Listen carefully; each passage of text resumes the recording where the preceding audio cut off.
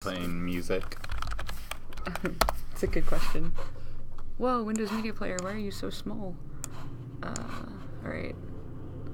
Let's start with Day's End at the Oak. Very end.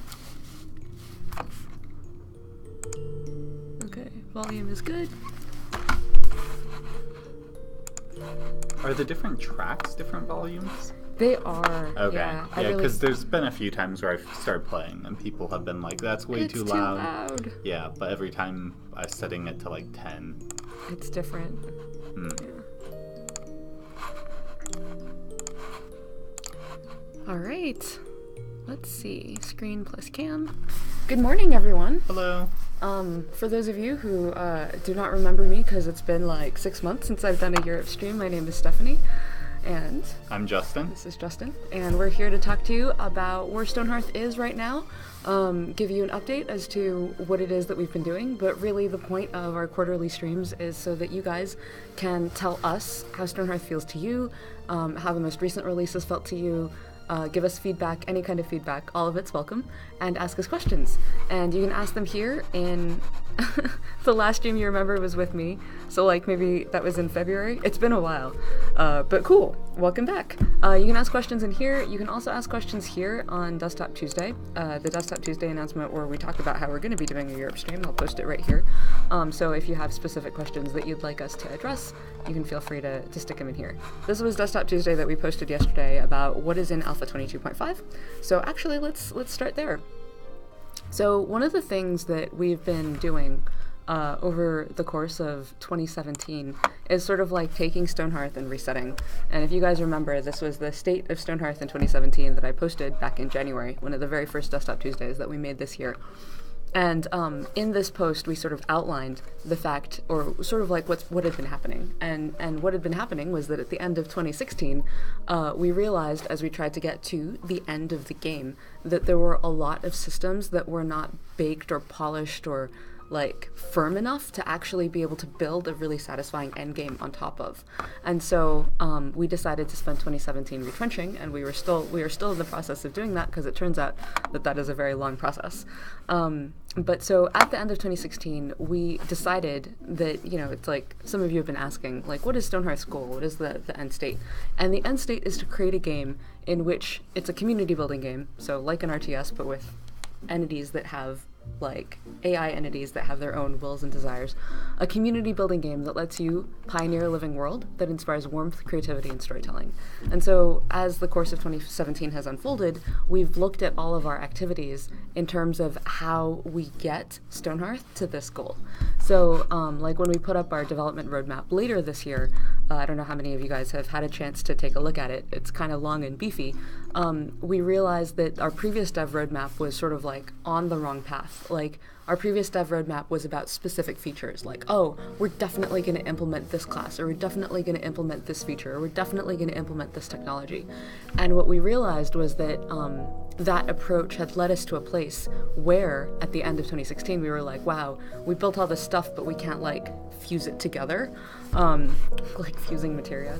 And so in the end, what we decided to do instead was create a roadmap that was full of experiential goals. So like, engage with Hearthlings as individuals, construction is intuitive and rewarding, and all activities enhance, celebrate progression, the world interacts with you, core interactions are intuitive, classes are distinct and useful, surviving versus thriving, like you start in a place where you're surviving and then you get to a place where you're thriving, setbacks challenge growth, adding atmosphere to the world, because right now it can feel kind of like quiet and very still, and then a whole bunch of like tools that we developers need in order to create stuff, things that we can do to optimize, things we can do in our engine.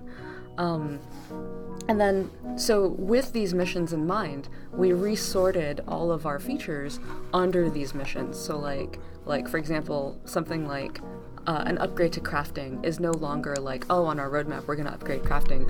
We think that upgrading crafting so that it's based on effort as opposed to based on what you produce, or rather based on like the number of times you saw, like a metric, would help activities enhance and celebrate the progression of your town.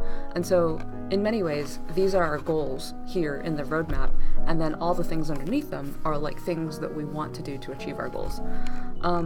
This has taken more time, honestly, than we thought it would take, because that's always the way that it is. But I think that the reason that it's powerful that the roadmap is structured this way is because it's like, well, you try to do a thing, maybe you succeed, maybe you fail, but everyone is clear on what the goal is, and it's like, all right, we'll just keep trying things until we actually manage to get to where we're trying to go.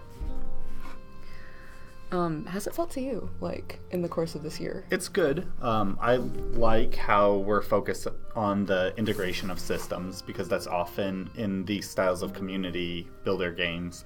What I feel drives the most meaningful play is that, like, systems loop into each other. Mm-hmm. And so while it's fun to be able to just, like, design a feature, like, in a silo and be able to work on it and go from, you know, top to bottom or bottom to top, whatever design methodology you use. The most fun thing. Yeah. To be perfectly honest.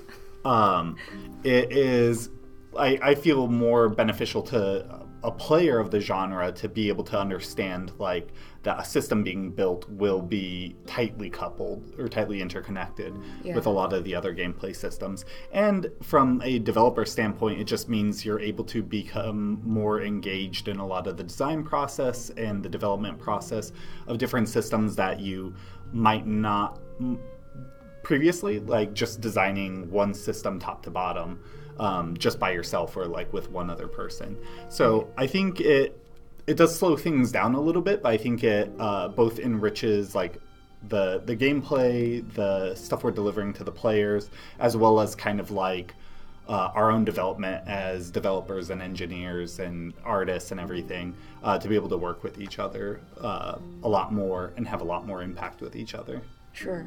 And so specifically, like you worked on, like, did you work on happiness at all at the beginning of this year? Like, not really. That's kind of when I first came in and I was doing like engine type stuff. That's right. You worked on like cube emitter optimizations and like you worked on the awesome follow cam. But then like, so when you think of like, oh, places where you've really been able to integrate like across all the different disciplines working on the game, like, is there a specific feature that you think of? Definitely like the trait system and the interaction system, which is one of the back-end components of the conversation system. So with both of those, with traits, I was able to work a lot with like Linda and Albert and Chris, a little bit, other engineers, and also with like Richard and Nikki and the other designers and Allie, the artists, Mally, pretty much everybody. Because a lot of those you have to get an icon and you have to create all of this data associated with the trait. You have to create thoughts which interact with the happiness system. A lot of times you have to interact with AI because it changes how the Hearthling acts a little bit. So in like my first step into like touching a lot of other systems, I feel was the trait system. This is your doc, right? Yes. I thought that the flower was really awesome. Yeah. Like, and it was just like, oh, like, so this is, so one of the things that we've been trying to do, through like the series of Desktop Tuesdays that was all about conversations, is illustrate the fact that we've moved from a place where every engineer works on one system in a silo and doesn't talk to anyone else, maybe, like, which contributed to the place where we were like, wow, we can't tie any of our systems together to make a final ending, to a place where before you actually implement something, like a designer goes through and comes up with like how the high-level design attempts to fit like this part of the roadmap, and then like how does it fit the goal that it's trying to achieve. And so a lot of the things that we did this year, like mood, rescue, traits, interactions, these are all about how you, the player, will engage with the Hearthlings as an individual, and how the Hearthling like will become the center of your focus for trying to figure out what you do next. So it's like, oh, like, are your Hearthlings demanding more beds? Then maybe that's why you should make more beds, as opposed to the abstract game being like, you should have more beds, and then you being like, okay, I guess there's a checkbox here. And so one of the things that Justin built, like before even building the interaction system, is like a design for how Hearthlings should interact with the world, like a way of unifying it. And even before writing it, writing it down as a document. It's like, oh, we've looked at Richard's design document. Let's write it down as a document. Present this so that everyone in engineering, all the engineers understand how this is going to work, like in a code way and in an abstract way, and then everyone like gives comments, and then we go through and talk about what the impact is to all the other systems. So it has been a definite, like, we're on month 8 now, a lot of transition for our team and for all of you, to be perfectly honest, in how we work and what we do. So thank you very much for bearing with us as we figure out this new working practice and figure out how to make sure that we are iterating toward not just features, but like a really, really great game. Okay, so want to head back to you and make sure that we're getting some of your guys' questions. White-Leat Cat, you asked, like, something about how, like, yes, you like the new roadmap, but there are currently only 2 items in progress, and we are working on a lot more stuff. With it taking longer than y'all thought, is there a risk of the team being disbanded before it's completed? Oh, wow, okay, dude. All right, let's answer this question, and then this one. Sorry, Sir Asterisk, I saw that you were writing in blue, like, right beside it, and I was just like, all right, my bad. Let's get to these in sequence. So, working on a lot more things. Indeed.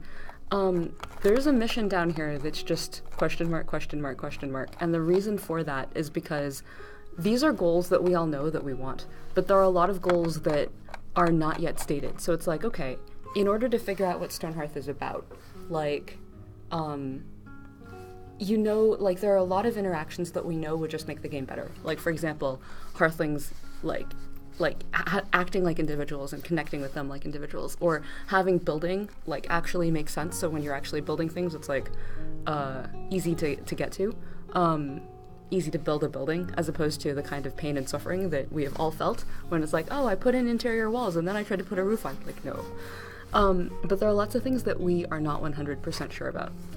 So one of those things is, so our team is working on a lot of large, long projects in the background to try to make these things better.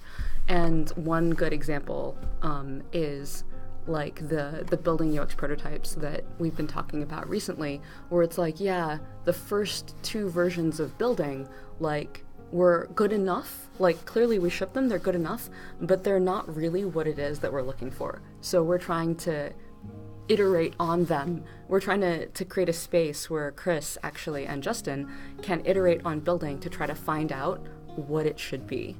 Like, do you want to talk a bit about some of the work you're doing there? Like, yeah, I've mostly been working pretty closely with Chris and also with Nikki, our UX and designer.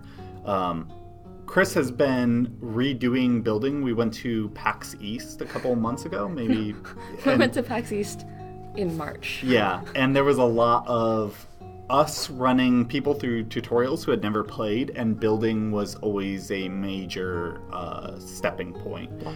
Because I think a lot of us had internalized how to build stuff, or else we just came to terms with the builder and only used templates or whatever process we have. But when we would run new people through it a lot, they would ask how to do simple things, like how do I do internal walls, or I started building this thing and I want to remove this. And either you had to really hack around it or you just couldn't do it. And so Chris really got a fire under him to start redesigning building, and he really wanted to go about both making it a more usable system for the players, as well as making the Hearthlings themselves smarter. Because in a lot of cases when we were running at PAX East, like, I would see them like put up a ladder, there would be a ghost for an item, and then somebody would get stuck, or they would not put the thing ever, and it just would never finish. So a lot of the work has been, a lot of the stuff that I've been working with Chris and that I've been doing is a lot of the, like, make the Hearthlings appear smarter, or make the, like, calculating the dependencies a bit better. And so there's kind of this internal structure of, like, recognizing everything as chunks, kind of like pieces of voxels, and how Hearthlings should go about calculating, like, where they can go and what order to place them. So a lot of the systems, a lot of designs that you could do before that would cause Hearthlings to just, like, either get stuck or throw up their hands and just never do it, is now doable because we have a lot more foundational engineering that lets them determine dependencies and ordering and all of that stuff.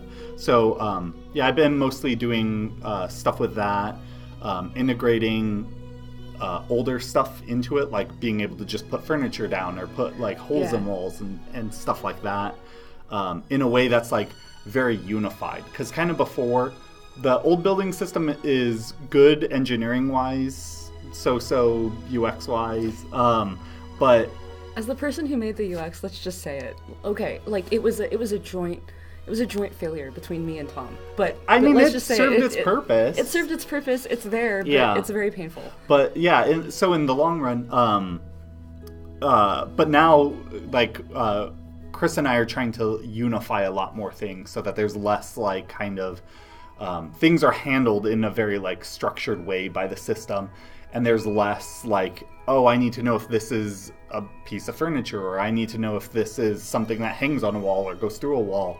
You just kind of like put all the stuff down, and it does all the calculation, all the calculations it needs to, but treats those kind of uniformly.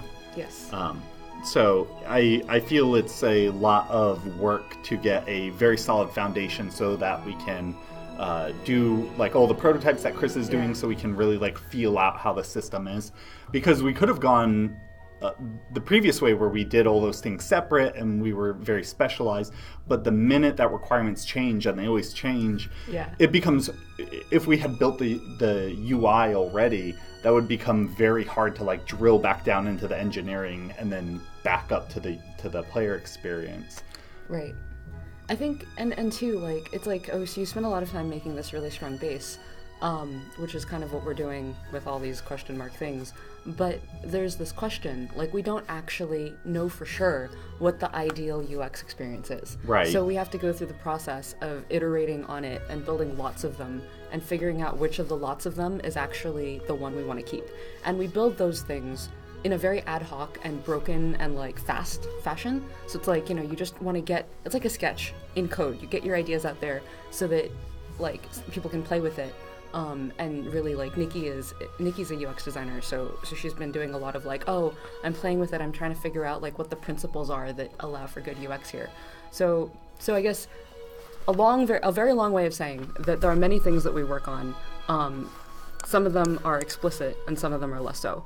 But the reason that I wanted to talk about building prototypes first is because I feel like it's a very comprehensible way of saying, hey, we did version 1, we did version 2, neither of them were good enough. We could do version 3 and it would be maybe just as bad, or at least like only marginally better, or we could do 50 versions and then like pick the best one and put that in. And maybe even then, undoubtedly, like no UX design is perfect, so like, you know, there'll still be incremental improvements afterwards, but we'll see where that goes.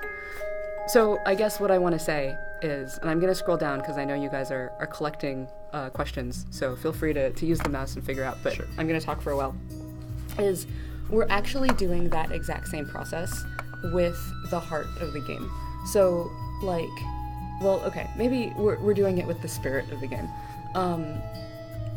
A lot of a community building game like this is about interlocking systems. So like how does crafting interact with fighting? How does fighting work? How do you have a good progression for your Hearthlings? All that stuff. But one of the things that we have been puzzling about for a while now is like, what is Stonehearth about fundamentally? Like, is it about like, it's about building, it's like about pioneering, it's about building a small town, yeah, but like, why are you doing it?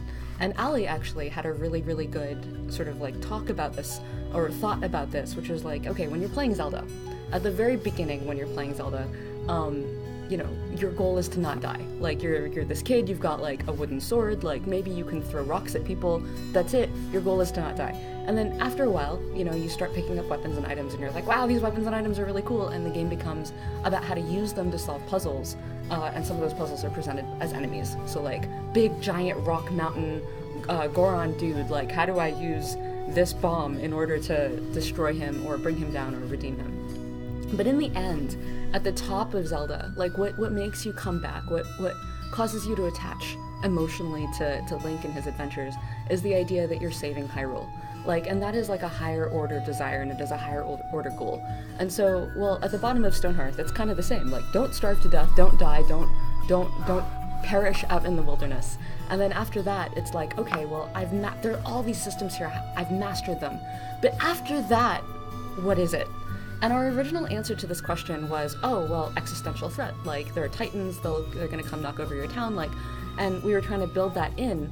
And that felt really, honestly, kind of weird because, like, it's not to say that I don't still want there to be titans. Like, I just produced a Desktop Tuesday in which we grew a person, and it was like, wow, now I just really want titans. But, you know, Stonehearth is about building, and it's about constructing, and it's about making something. Like, is really the end goal of all of this activity to not be kicked over by, like, a really big monster. And so one of these questions, these long-term questions that we've been asking are, what are the meta systems, the meta motivations for the player that live on top of the game? And so, for example, like one of the first things that Richard did, okay, so these are all like other larger things that we're working on, but one of the first things that Richard did was a series of pitches. Like, what are the possible answers to that question?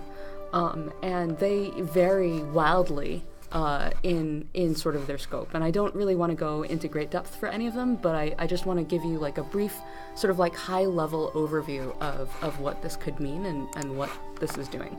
So, like, for example, like, maybe there's like the idea behind Stonehearth, like, why are you doing this, is to sort of like build a kingdom out of a lot of disparate cities. So, like, every time you play Stonehearth, you're building a city, and there's some sort of like meta game that connects them all together, so that in the end your goal is to connect all these disparate people from all these disparate places. So like an RPG or another version might be like, oh, like you're creating the capital city for an empire, and like from this capital city you're expanding out and doing stuff. Another version of it might be like, hey, like, you're trying to create this safe place in the middle of a dark world. So, like, the world is kind of scary, there's, like, monsters in it, but, like, hey, you got this, like, crystal, a little bit like the crystal in the middle of Crystal Chronicles or whatever, and, like, you're slowly building out a place that pushes back the darkness. So there's a lot of, these are like very fast iterative ideas that sort of we've been working on in the background that are like, well, what is the real shape of Stonehearth? What is the highest level, the largest goal that the player has? And making, like, exploring those options and trying to figure out how to work backward from them to something that like, because if you think you pick that, like, large goal, like, oh, this is about uniting a city, or maybe this is about being a sky pirate, like, and setting up a trade caravan system, or what have you, that goal, what it is that your Hearthlings really care about that causes them to go out there and do this and causes you to keep on playing, goes back and it affects every single part of the system. So it's worth prototyping, like, a bunch of them. It's worth thinking of a lot of them. You might think of 50, you might think of 100, because you want to find the one, or really, like, you want to find the 10, and then the 5, and then the 3, and then the 1 that really makes sense.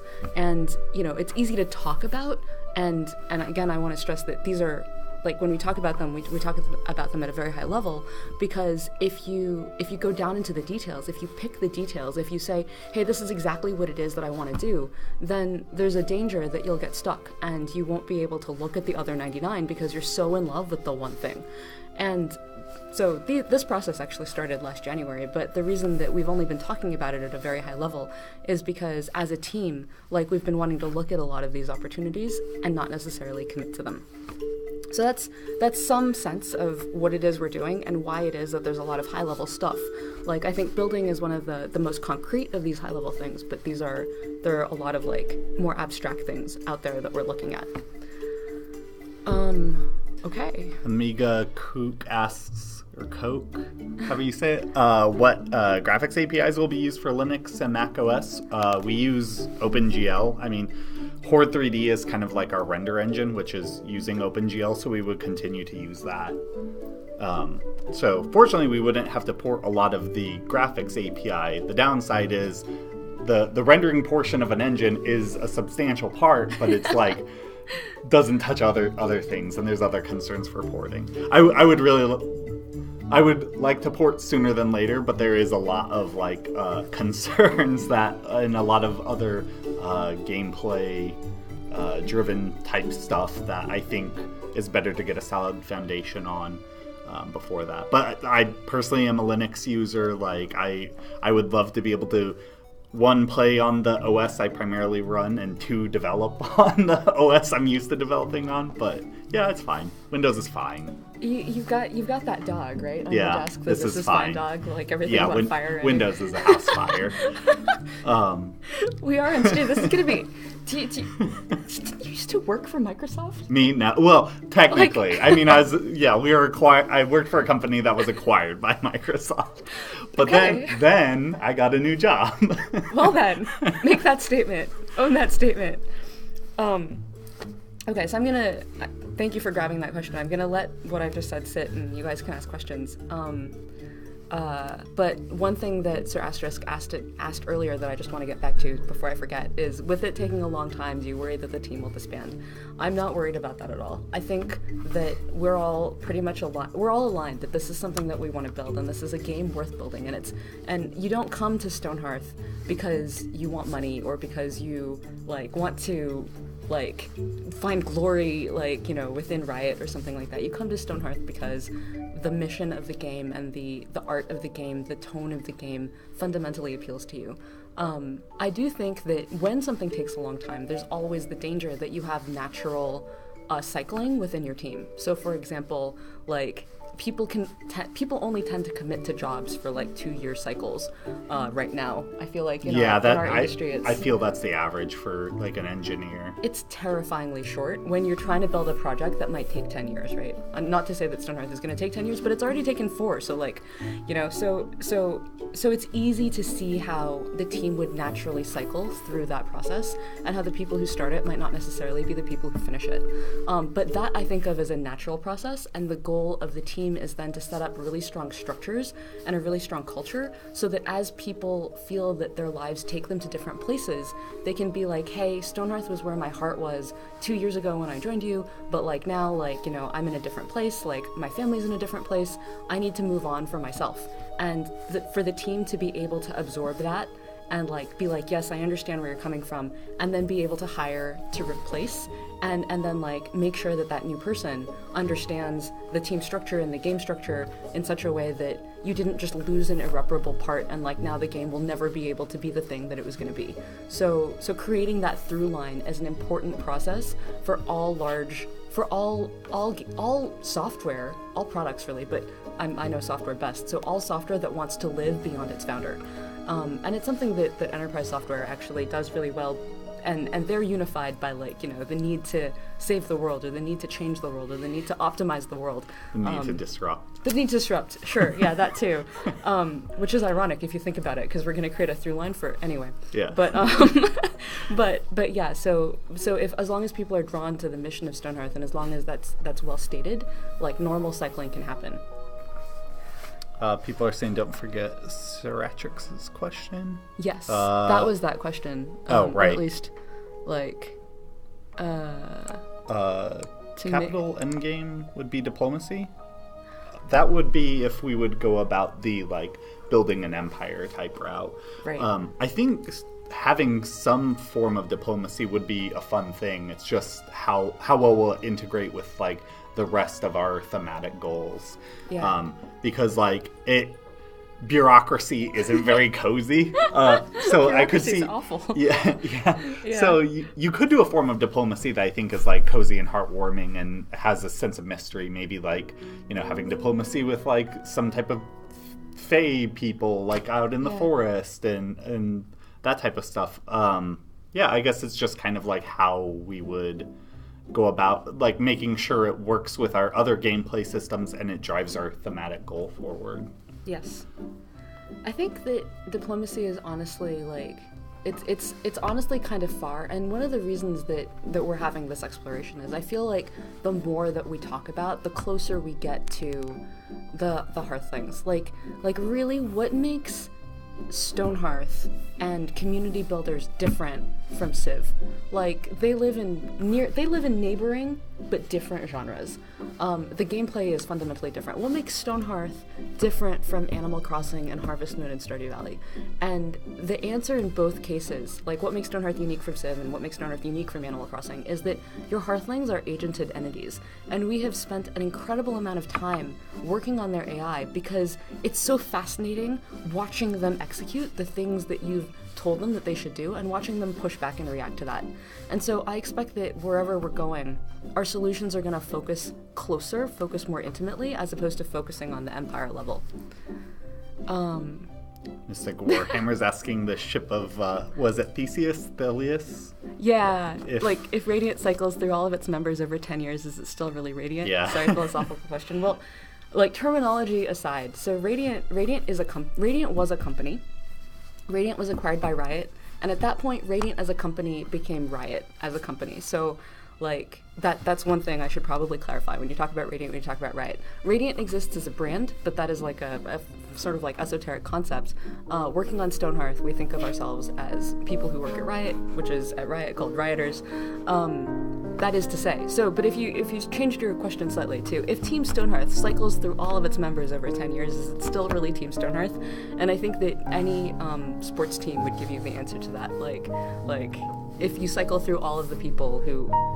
Okay, this is terrible because I know no sports teams, but in theory I understand that there are sports teams in the world, and that they cycle through members, and there's still those sports teams, because they still, contain the fundamental thing that makes them them, like the city that they belong to, or the fact that they've never won any of their super games or anything like that, or the people who are their fans. So yes, philosophical question, but still good. Trying to get to some of these other ones. Kettenbar says, it's a great simulation game, and through the streams it's a very nice opportunity to learn about making games. Thank you. Learned a lot since Alpha 14, even as a very experienced programmer. I would 100% agree with your statement. I don't think that there's... So, working on Stonehearth has taught me a lot about game design. I was an experienced programmer. Tom and Tony were experienced programmers. Albert is an experienced programmer. Chris, oh my god. Justin, you've been programming... But game design is fundamentally different, I think, than just writing software. And it's really satisfying, actually, because you're writing software that means a lot to the people who use it, as opposed to, oh, here's a form that you can use to make your life more efficient. That's good. People care about that. But, to make your life better, to make your life happier, that makes it very warm. Okay. After you decide on the big main goal for the game, you build it in such a way that afterwards you can implement modes with different endgame scenarios, either by themselves or around the main one. I think that our game is, there's multiple layers to Stonehearth. First of all, we built an engine. You can use that engine to make pretty much anything you want.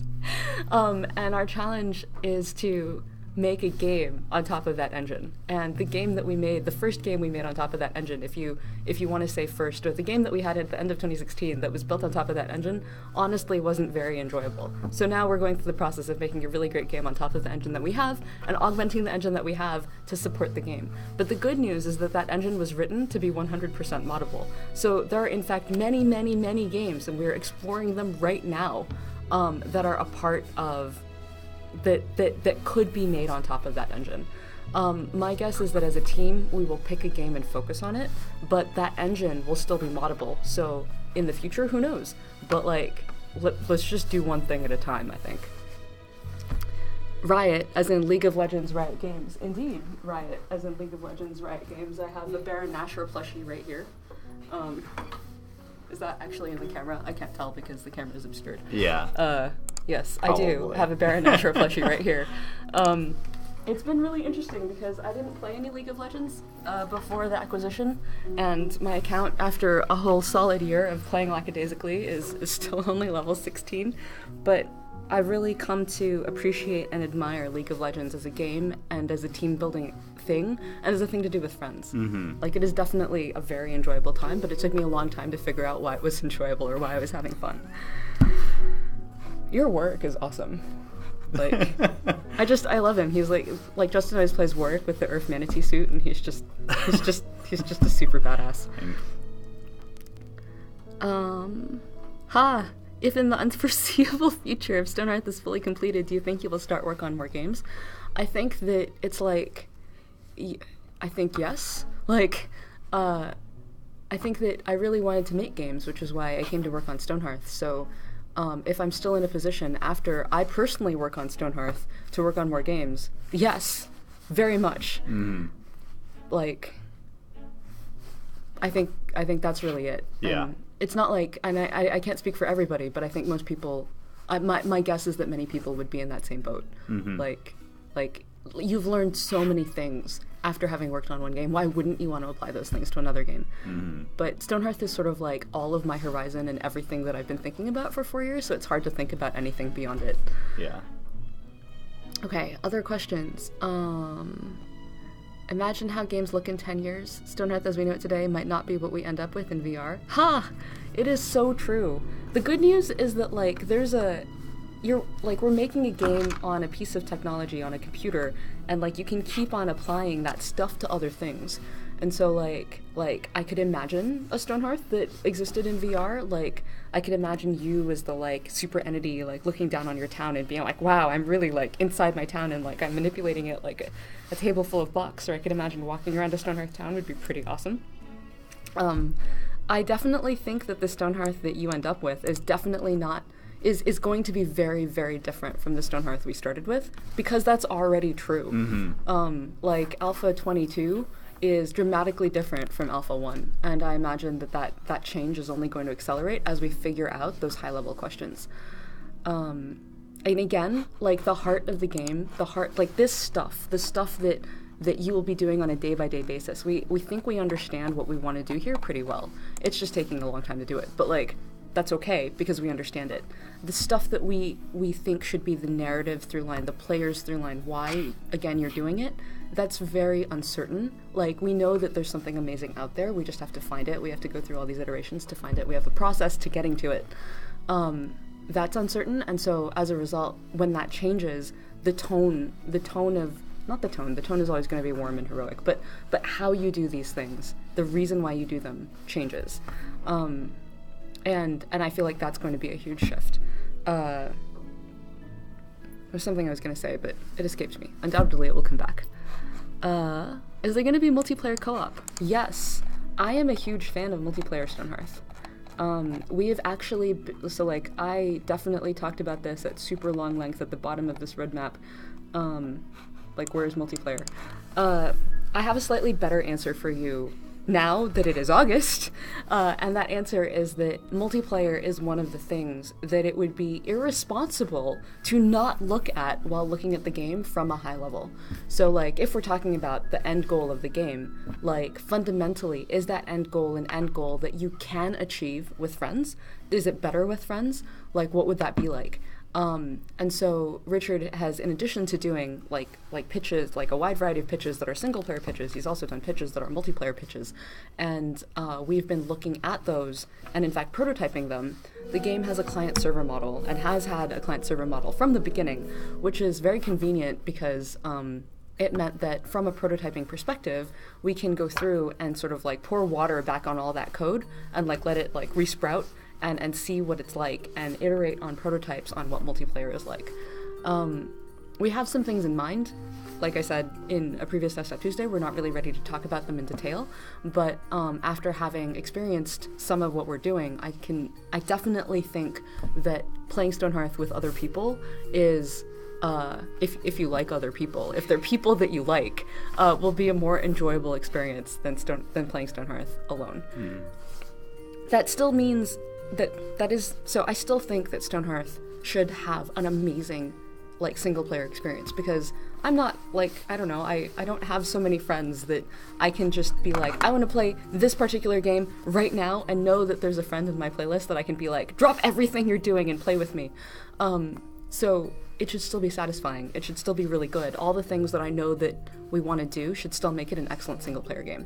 But multiplayer would be fantastic. And, you know, we're not quite at the level yet where we're ready to talk about multiplayer as an aspirational goal. Like, what exactly about multiplayer do we want the experience to be like? And so that's why it's not here explicitly in the roadmap as one of those things. Looks like there's a question about guesstimation on Northern Tribe. Yes. Ha ha ha ha. Guesstimates are fun. Okay, so, like, it's great when your, like, roadmap is so long that you have to use Control F to figure it out. But okay, so the world should interact with you. The world should feel like it's alive. And the Ascendancy, Raya's Children, and the Northern Alliance all illustrate the living nature of the world by dimensionalizing it. Right. So you see the same events, you see the same interactions, the same survival loop, the same mastery loop from 3 different perspectives. So before we get to the Northern Alliance, we should actually, honestly, before we even started with Rise Children, we should probably have been look at the Ascendancy, figure out the Ascendancy's through line from the beginning to the end of the game, make it really, really, really amazing, and then make a second one, and then make a third one. Because otherwise, every time you add something to the Ascendancy, you now have twice as much work because you add it to Rise Children too, because otherwise they're behind, right? And the reason that we haven't started the Northern Alliance is because we didn't want to make the same mistake again. So we've added something to Ascendancy, now we need to double that work, or now we need to do twice as much work as we just did to make sure that it's well considered from these other races or these other kingdoms' perspective. So do not think about the Northern Alliance until after we see a lot of other stuff. So probably we will wring all of the stuff out of some of these other gameplay goals first, do a lot more about making Hearthlings more interesting, do a ton more about building, do a ton more about all of the stuff about progression, crafting, equipment, all this stuff. We'll have to probably take another look at combat, and we'll have to make a decision and really validate the overall arc of the game before we get to something like the Northern Alliance.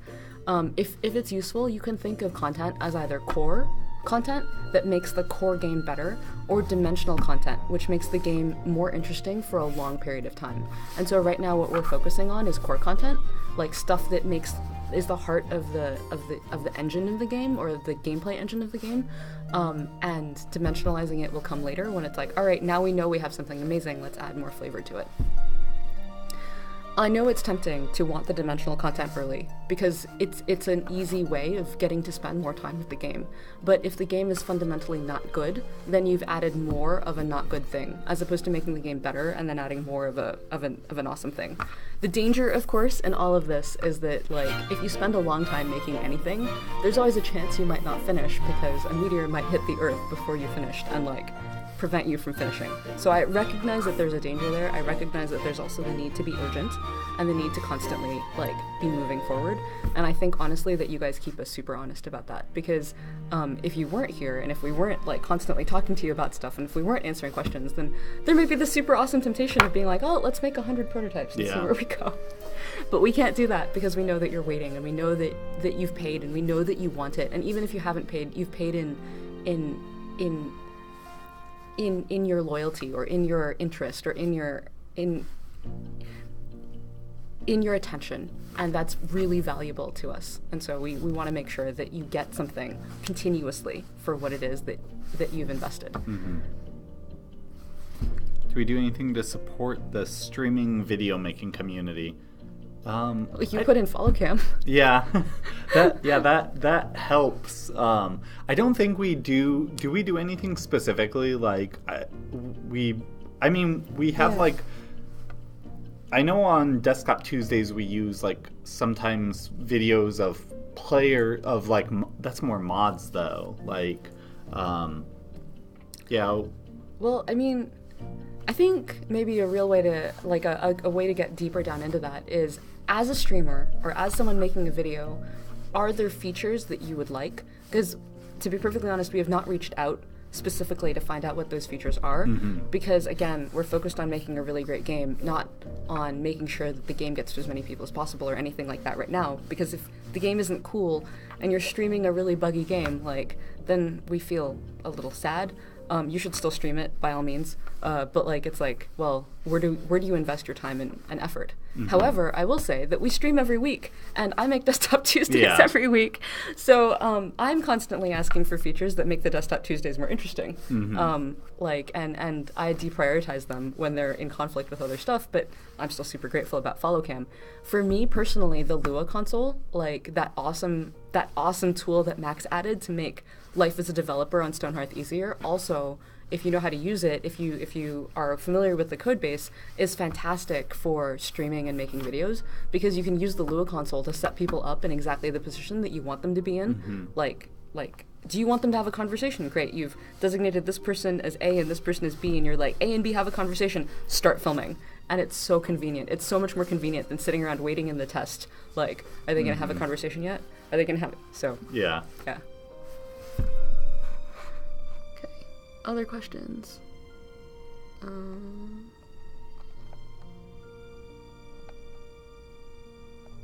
Oop.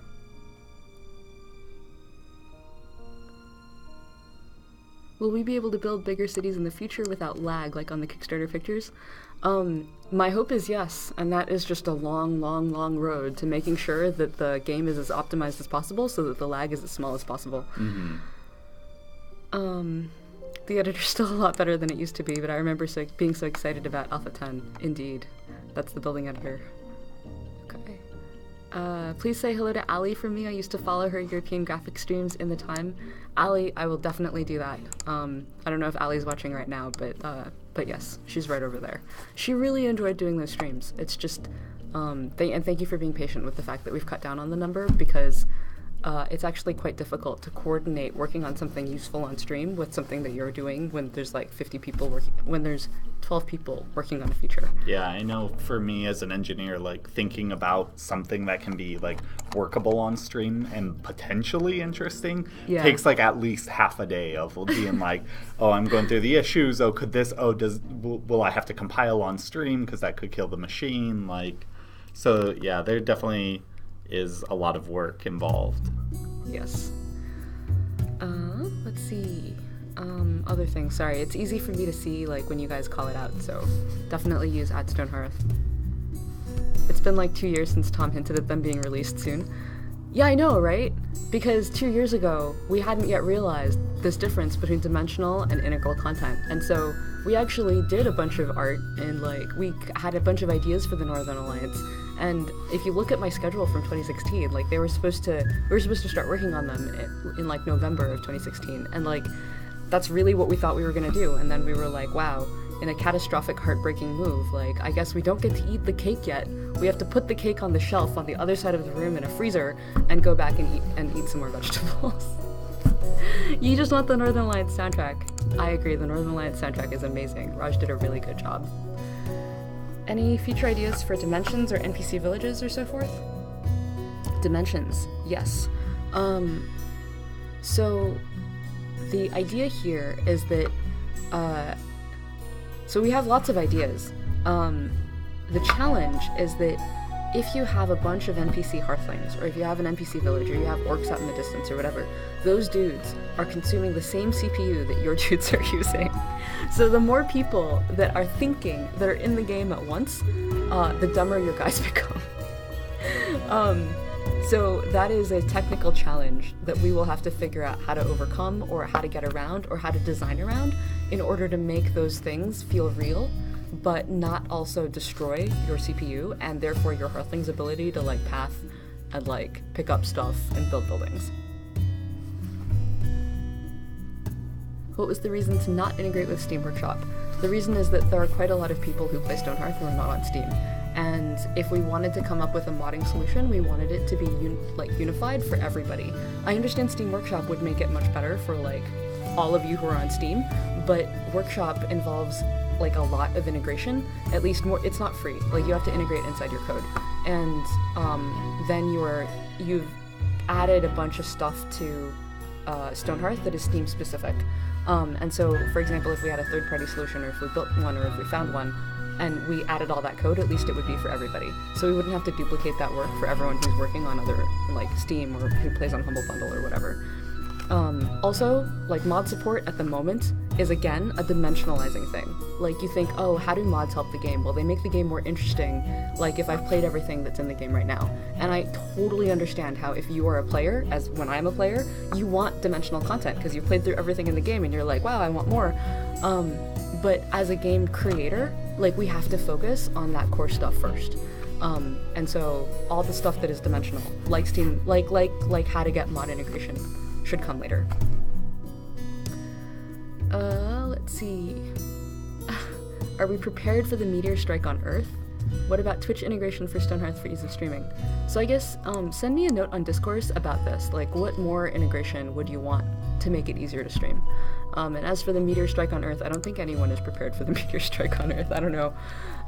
We live in a place where there are lots of earthquakes, so everyone does and should have like an earthquake preparedness kit in the back of their house. But that will save you for like 2 days. Like the meteor strike, I presume, is permanent. Let's see. Focus on game over stream adaptation, promoting your content in Discord, things like that. Interesting. Yeah, I feel like, again, this is probably more than we want to do if you think that I have to split my time between making a thing, or Justin has to split his time between making a thing and then writing this. Yeah. Please make the thing. Yeah. Sorry. Let's see. So, for Lua console, how can someone unfamiliar with the codebase discover what Lua functions and objects are available? And for the person who said that they would like to us to say hi to Allie, Allie is in fact here. So, hi, Allie. Yeah, how would you go about doing that? How did you get into the game at all, like last year? Yeah, mostly just talking to the engineers and then just reading through the code base. Which you can do, by the way. Yeah. When you're playing, so like, when you've got Stonehearth installed from Steam, you basically go into Steam. Well, I'll do this off. You go into Steam, you like right click on the game, you say show local files, and then it'll show up as something like stonehearth.smod. Rename the smod to .zip. If you do that and then unzip the thing, all of our Lua code is just there. Yeah. Good luck. So, Sorry. yeah. Sorry. Reading through there will help.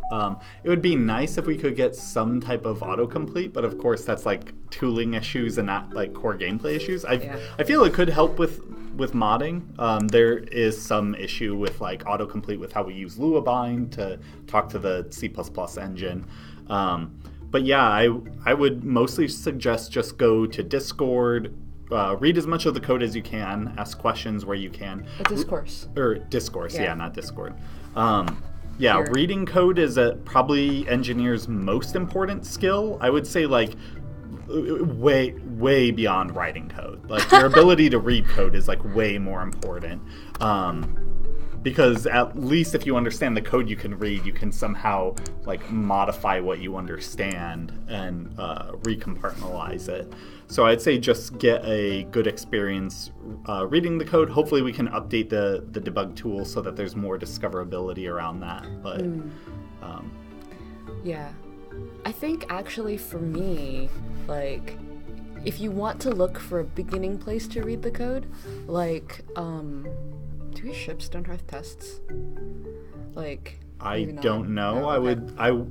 I would expect no. I mean, it's generally standard to not ship tests with the thing. However, we do ship our whole source, so I could see how the tests might have accidentally gotten included. Yeah, or just like not thought to be extracted. Right. I actually doubt that they're in there, so let me revise that.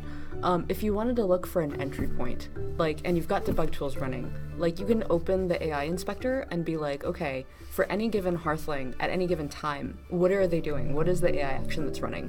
And then go back into the Lua. We use Sublime, so it's super easy. Go back into Lua, look for that piece of AI action, and try to see if you can find the part of the AI that does the thing that they're, like, it's like, in order to eat, you have to, like, actually run, like, an effect, like, Stonehearth whatever, run effect, like, eat sitting down, or eat standing, or eat lying, or eat, on the ground, eat in a chair.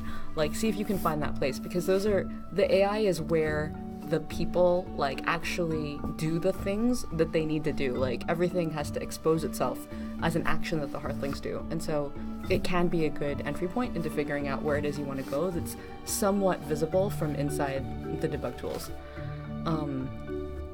And if you also have a question, like Justin said, like, think about what it is you want to do and ask the folks in the discourse. And Justin and Angelo also do dev streams, and Max is going to do dev streams soon, and Chris does dev streams, so any of these people can also answer your questions. Okay. Optimization for CUDA cores for the AI, or multi-core optimization? I feel like we've talked about how difficult it is to create a simulation that runs on multiple cores in a machine. Yeah, I need to think about that one some more. It's AI, like simulations are at their nature, like they want, there's a strong temptation to make sure that they're all kind of like run together in the same thread, because that way you don't have like a simulation happening over here and a simulation happening over there, and then you need to like somehow coordinate them. Like we can do heavy lifting on other threads, like pathfinding, for example. Like it's like, oh, well, the world is like this, and like you other core, just go do this math for me, and then when you're done with your math problem, like come back and give me an answer.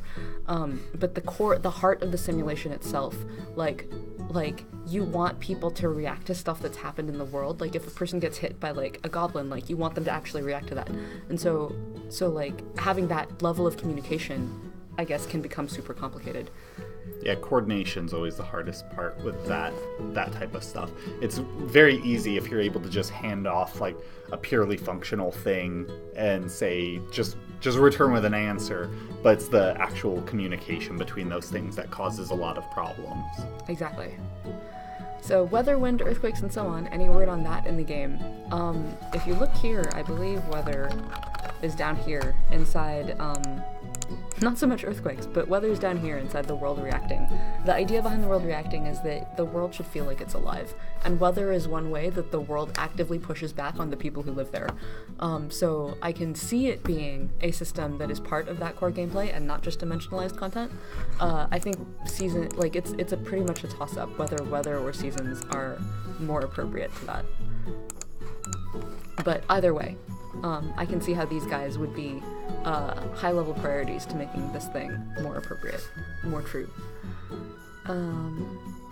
If we look at the game Clone Drone in the Danger Zone, it has a Twitch mode. Okay, like back to the Twitch thing, cool. Where it alters the game as they watch. Wow. Like where you add enemies for the streamer to fight. That sounds awesome.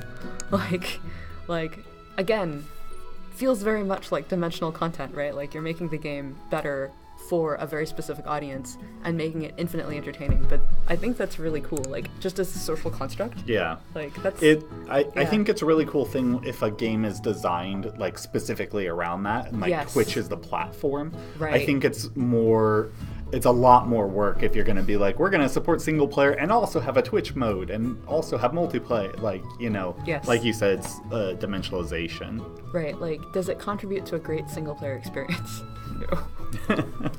But I do think it's amazing that, like you said, like just imagining a universe in which you have your entire Twitch stream is the DM for your experience, right? Like in a very D&D kind of way, which is actually a lot like these question and answer, but like actually in a game is very cool. Mm-hmm. After you unzip the SMOD, welcome to the chaos. Indeed, yeah. Let me express as Stonehearth's third dev after Tom and Tony. Welcome to the chaos.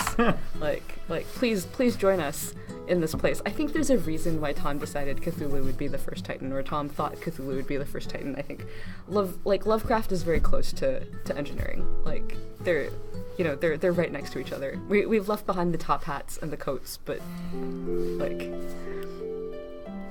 Ideas on festivals. Like, we've talked a lot about festivals because of Candledark and Frostfeast. And so, like, we have a lot of lore concepts about, like, why people have Frostfeast and why Frostfeast is different in lots of different places. But I guess more specifically from a gameplay perspective, I think festivals are really cool, and the reason that we want to do them is because they give you an opportunity to see your Hearthlings celebrating, or to see your Hearthlings mourning, or to see your Hearthlings engaging in a cultural activity that is important to them. And I think you can learn a lot about a culture through that, and I think that makes for a much more interesting story. Like, it's like, oh, like, what does Christmas tell you about, like the people who celebrate Christmas? And then also, it's really great gameplay, like, because you have a goal, like, at a certain time, you're gonna have to prepare a certain amount of things so that you can all get together and celebrate this story point. And you might fail that goal, and it might be a terrible holiday, or it might be a terrible festival. So yeah, I think the reason that festivals are cool is because you have a really good intersection there between your story elements and your gameplay elements. Okay, let's see. Water, will that mean we'll get rivers and more normal water on the terrain? I believe so. Albert's working very hard on water. Have you been able to do any of the play with the prototype branch? I haven't. I haven't had time to, but I know. Sorry, Albert. Anna actually has been playing a lot with that prototype water branch, and I thought it was brilliant that she went through all of your discourse bugs and like attempted to repro the old bugs with the new system, and Albert was like, oh my god, how did you find all these bugs? And the answer is because she is super amazing, and because you guys are super amazing, because you found all those bugs. When Albert is working on water, it's actually really fascinating, because Albert is a really amazing engineer. Like, he's been doing it for a long time, but before he was an engineer, and then he was a CEO for a while, and then he became an engineer again, and he and Tony are constantly yelling at and berating their 2 years ago selves, like, and he's like, oh my god, what was 2 years Albert from 2 years ago even thinking when he wrote this stuff? And like, I think it's a really good illustration of the fact that you know, as people we change, and as engineers we change and we evolve, and it's like, oh great, like, this thing that I thought was so brilliant 2 years ago actually has all these flaws. And working in an environment where we're constantly getting feedback is a really good reminder of this. Oh, Rella says, water's getting stable. It flows again. Nice. And it throws way less errors. So that's good. Yeah. The Bunny Festival seconded. Let's see. Will you ever think or consider cloud processing for the AI? Making it online, though, should benefit performance? That's a really interesting question. I mean, farming out to it could be. Again, it's the issue of coordination and like sending that stuff out, like having it calculate, being able to reconceptualize the answer you get back. So, but so I probably should know the answer to this question, but let's say that you asked Amazon for like the most enormous core that's ever been seen on Earth. Like, is Amazon then making up that enormous core out of like 50 little cores? I mean, typically you'll be asking for like a specific machine size, like with a specific hardware setup. I mean, it's potential that your instances will be virtualized out of like a larger instance, but you'll typically be getting like what's on the tin hardware wise in terms of like CPU, GPU if you ask for it. But there's still a lot of issue that relates to like spinning it up or making sure it's there and then being able to communicate with it. And not only with that, but like with say you're using AWS with Amazon, you're going to have to like account for instances going down. And then like, what do you do in a game where like you're trying to calculate like who do I defend in this fight? Like, you probably don't want to have to deal with like replication issues of that calculation. Like if the instances you're farming out the calculation to go down. So my understanding of virtualization anyway, is just that you ask for a computer. Mm-hmm. The computer is completely like a virtual machine. Like, it doesn't really exist. It is made out of a bunch of databases and a bunch of CPUs and a bunch of GPUs that exist like on a giant rack. Yeah. But to you, it's like Amazon gave you a machine. Right. And so you can say to this machine, hey, like, you are like the biggest, most amazing version of my local machine that I could ever have. But could that other machine that lives in the cloud ever be significantly more powerful than the most powerful hardware that already exists? Like, can you like meld together 50 CPUs with virtualization and then have it act like one CPU to the game? I mean, I don't think in a usable fashion. Right? Like, yeah. Because you can only simulate what exists. Yeah. It's just that you can simulate maybe the best of what exists, or something. Yeah. It'll that type of stuff is useful for like parallelization and duplication and stuff like that. So we'd have to like solve those problems to be able to utilize it. Like, we'd have to write Stonehearth to work on multiple cores in order to take advantage of a system that gave you as many cores as you wanted. And the reason that it's difficult to write a simulation game that runs on multiple cores is because of of what I mentioned just before. You are being attacked by the goblin. You sort of want that to happen in the same logical thread. Maybe it's okay if your friend who's being attacked by a second goblin, like 50 units that way, is on a different thing, but at some point you have to resolve what happens when these two calculations meet. And so that's why the simulation, when I say the simulation, I mean the state of the world as is understood by the server, by the game Stonehearth, lives on one thread. And every now and then it can take something and like a really hard math problem, like find me the way from point A to point Z. You can take that, give it to another core, and that core can spit you back an answer. But the actual, like, the simulation doesn't depend on that answer. It can progress. It's just that when it has the answer, it then tells someone to go do something. And that's distinct from having the simulation be split up among different cores. And in fact, that's super scary, and I don't even know how we do it. But I can see how it could be done. I can see a universe in which we tried it, but I have no guesstimate as to our percentage likelihood chance of success. Yeah. Perhaps.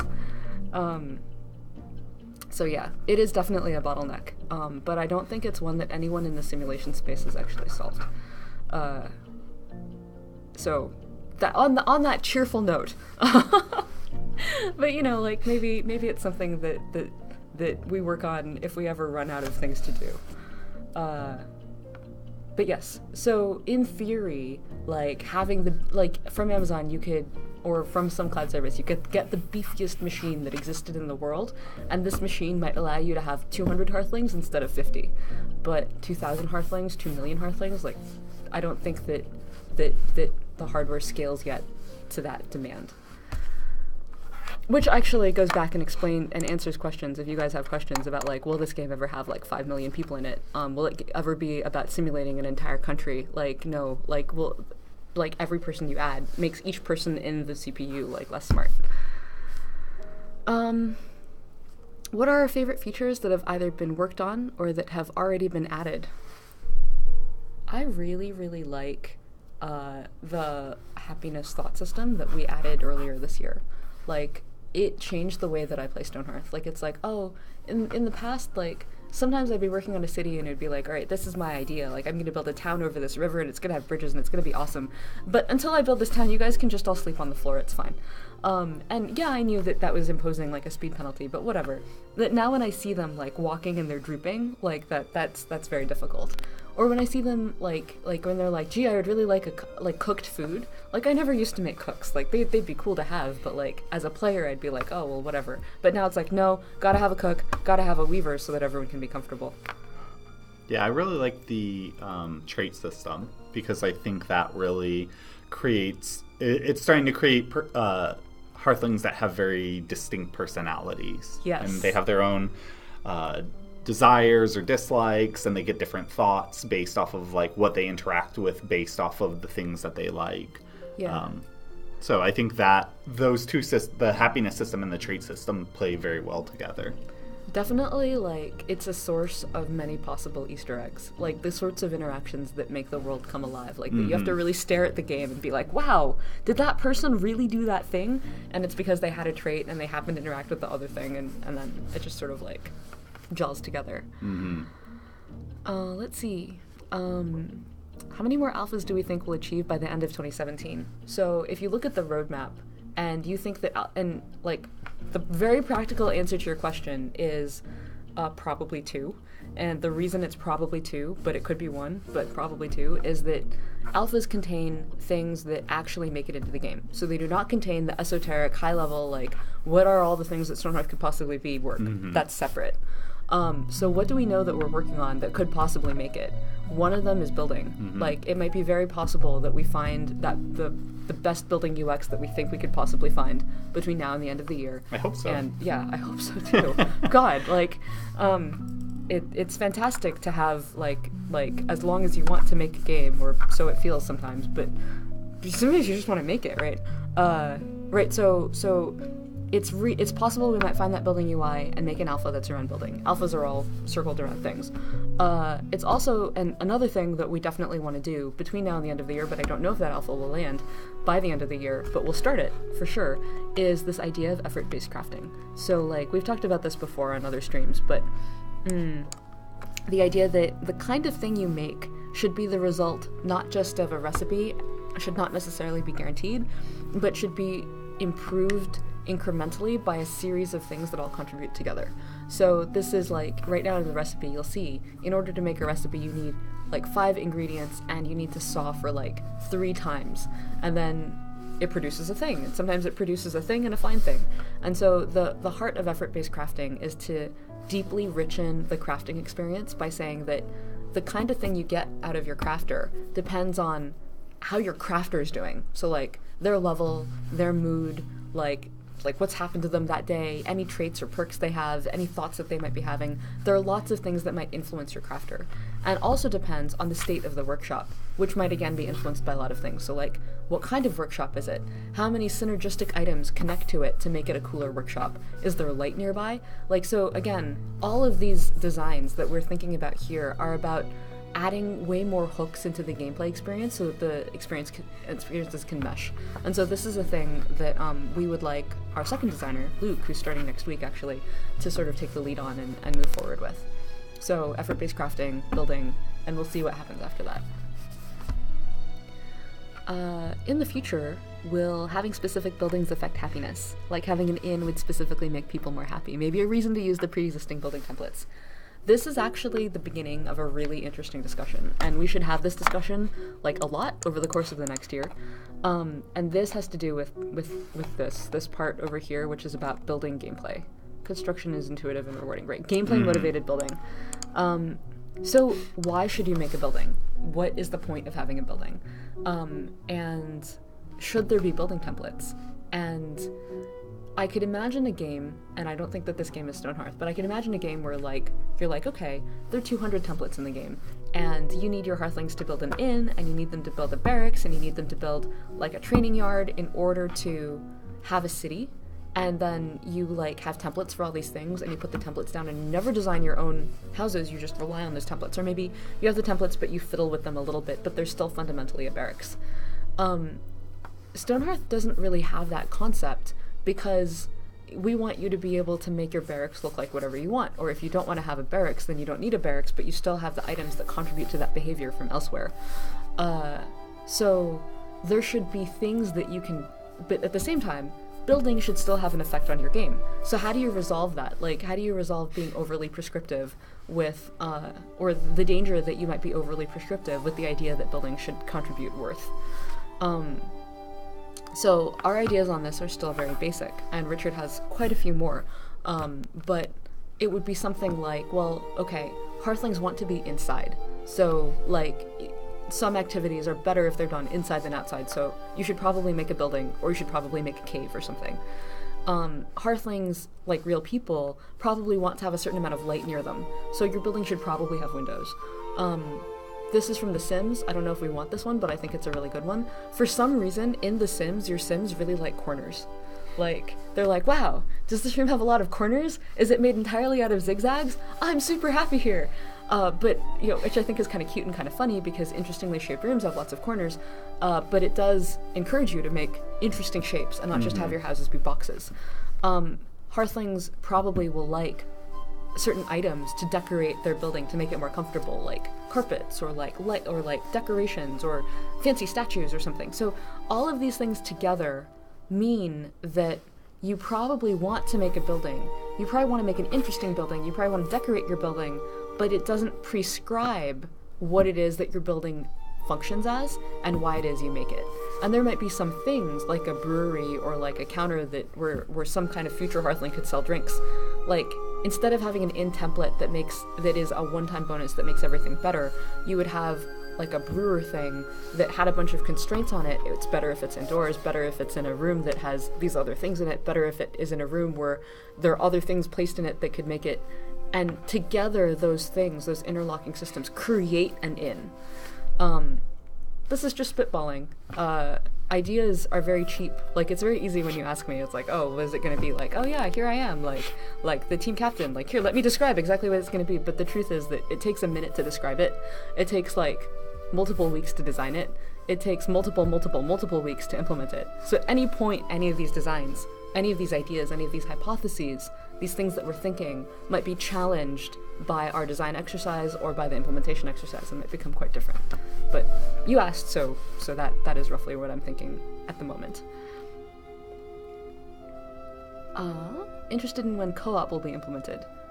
like, so, yes, we talked about this a bit earlier. If you'd like my further descriptions about multiplayer, you can watch the archive, or you can scroll to the bottom of this FAQ.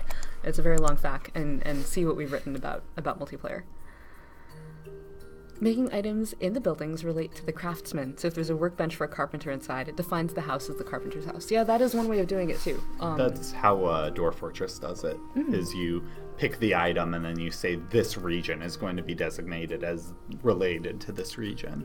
I think that region-based designations are really interesting because that's a way of letting you create whatever you want. Yeah. And then being like, okay, but this is now a carpenter's workshop. Yeah, it is interesting with our game, with Dwarf Fortress in mind. Dwarf Fortress is essentially a 2D game with multiple 2D planes put on top of each other. Whereas with ours, doing that, you have to account for the height, and that can certainly make it potentially more difficult if you're building a tavern that has sleeping areas, but it also has a writer area, and some of it is upstairs and some of it's open.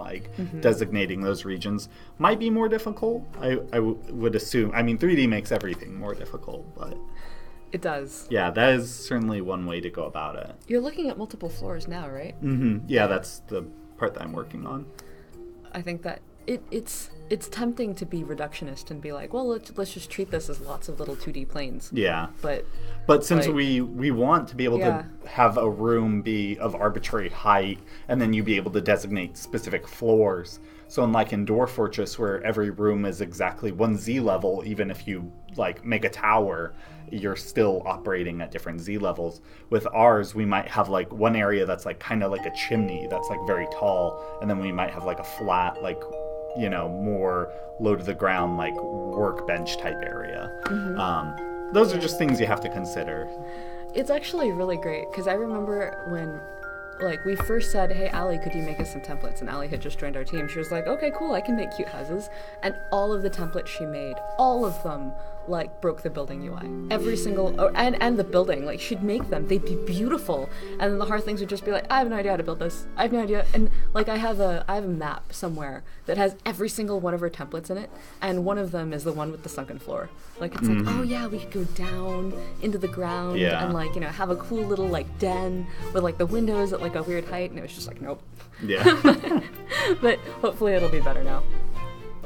Megashub says, regarding trading, I'd love to see a new crafting pass that includes a way to tell Hearthlings to do things based on available quantities of raw materials. So I have a surplus of silkweed, make X more products to be sold. I'd like to define those conditions. Yeah, that's actually a really good elaboration on the idea of maintain. Maintain is a way to be hey, crafter, you do this. I'm not going to pay attention to you. You go to do this whenever I'm not paying attention. It's all right, for the economy's sake or something. Good thought. Yeah. You guys should share her templates. There are, we would definitely love to share her templates. There is a Desktop Tuesday in which I think I zoom around, all of the templates. Go back to, last fall, maybe, and see if you can find it there. If we're redoing her building UI, will we add her templates in? So, many of her templates actually, the templates that she eventually added as the Tier 2 templates are the templates that she eventually, Allie manipulated those templates until the Hearthlings could build them. But each of those templates that you see are version 10 of 10 previous kinds of templates before she was able to find one that the Hearthlings would build. She worked on it, I feel we felt really terrible watching her do this for a week, and I think, it's the number of things, the plus ones that added up on Chris to make him finally be yeah. That was definitely one of them, because it was tragic.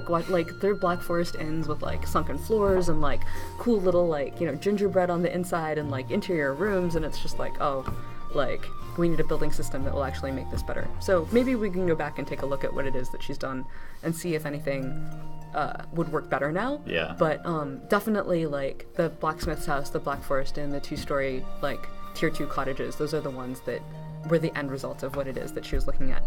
And man, the Tier 2 Rise Children stuff is also really amazing. Mm-hmm.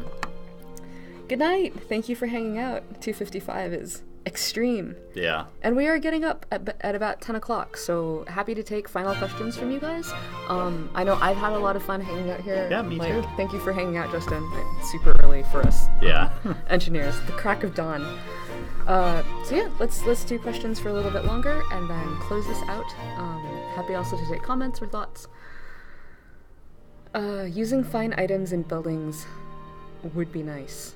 You know, I think it's possible to make templates with fine items. It's just that it takes a long time for your Hearthlings to make fine items, so it can take a while. Mm-hmm.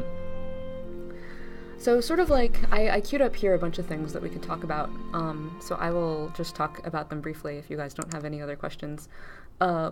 One of the things that we discovered as we were trying to make all of this cool stuff happen in the roadmap is that our AI system is really complicated. Actually, we already knew that, but we thought, oh, we have a complicated AI system that can do anything.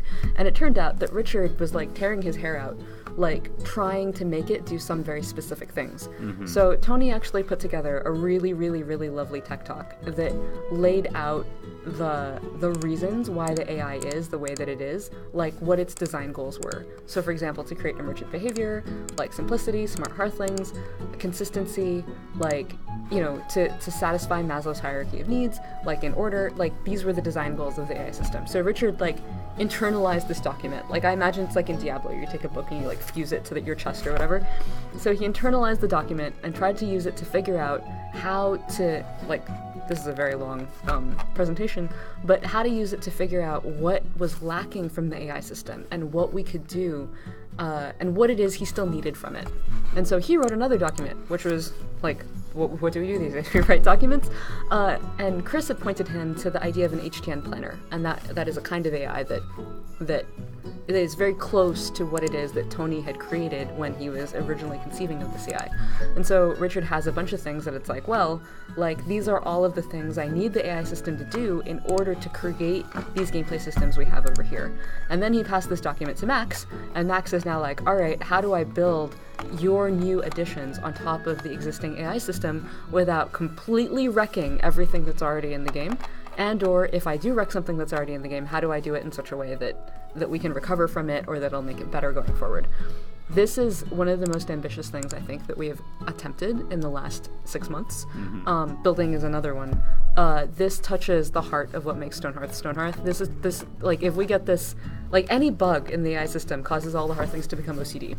Yeah. So like literally they'll pick stuff up and put things down forever. So this is like an engine thing, really huge, going on in the background that deserves a lot more time and attention, but that we like don't have on our roadmap because it's a large and chunky thing, and we only hope we think we know where we're trying to go, but it's like, okay, we'll do all these things. Will it actually make the gameplay experience better? Like, and it is an iterative process. Mm-hmm.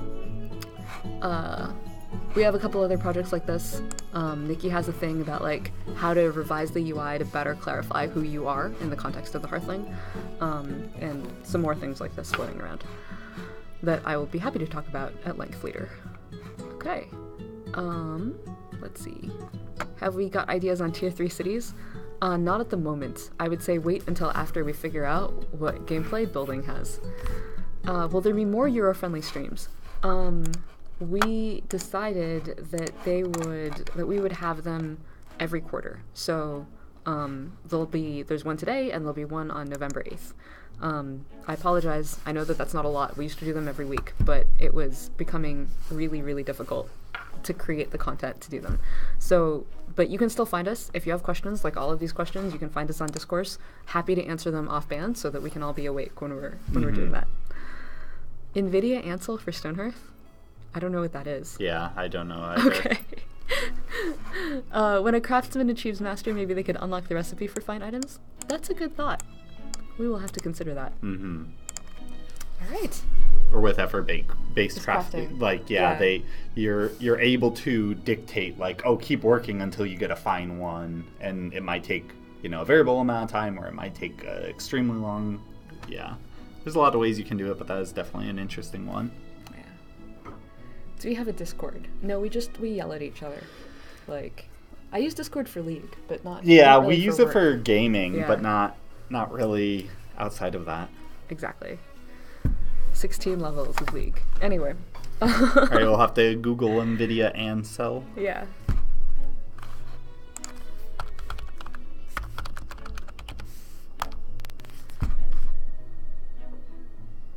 Huh. Interesting. Whoa, okay. Capture shots and view them in 360. Mm. Oh, like it's like when you have like a 360 on your Facebook or whatever. Yeah. That could be pretty cool. Yeah. All right. Thank you guys so much for hanging out with us. Yeah. It was always a pleasure. Like I said, if you want to catch up more, we are totally on Discourse. Come find us. You can @ me, let us know your questions, and happy to continue to answer them. All right. That's it for today. Bye. Have a good week. Bye.